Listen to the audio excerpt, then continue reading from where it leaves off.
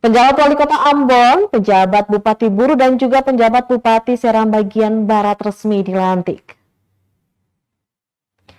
3 penjabat kepala daerah di Maluku resmi dilantik pada Jumat 24 Mei 2024.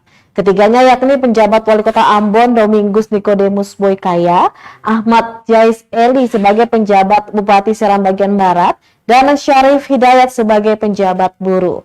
Ketiganya dilantik penjabat Gubernur Maluku Sadalais di Gedung Islamic Center. Ketiganya dilantik karena penjabat sebelumnya yaitu Bodewina Timena selaku penjabat Wali Kota Ambon, juga Jalaluddin Salampesi penjabat Bupati Buru, dan Andri Chandra Asaduddin sebagai penjabat Bupati Seram bagian Barat telah selesai masa jabatan pada 24 Mei 2024. Penjabat Gubernur Maluku Sadalais dalam sambutannya menekankan beberapa hal dalam mengawali tugas ketiga penjabat kepala daerah ini, yakni memfasilitasi dan menyukseskan agenda nasional pemilihan kepala daerah pada 27 November, yaitu memastikan alokasi dana sesuai naskah perjanjian hibah daerah atau NPHD.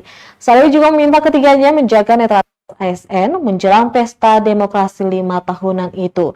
Netralitas ASN adalah sebuah keniscayaan bukan hanya ketiga daerah, tetapi lingkup pemerintah daerah Maluku dan semua kabupaten kota se-Maluku. Download Tribun X sekarang, menghadirkan lokal menjadi Indonesia.